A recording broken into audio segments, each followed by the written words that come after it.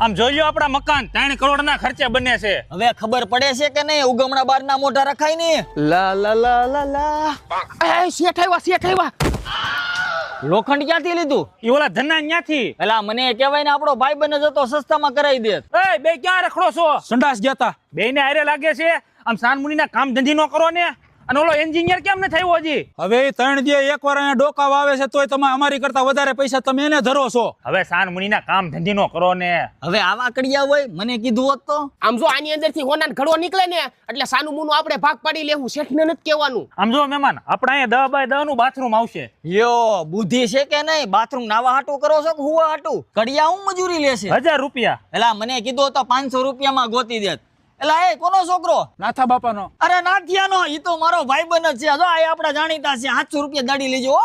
આમ જો મકાન બનાવવામાં ખબર ન પડતી હોય ને તો મારી જેવા હારા માણાની સલાહ લઈ લે ભાઈ. એ અહીંયા આલો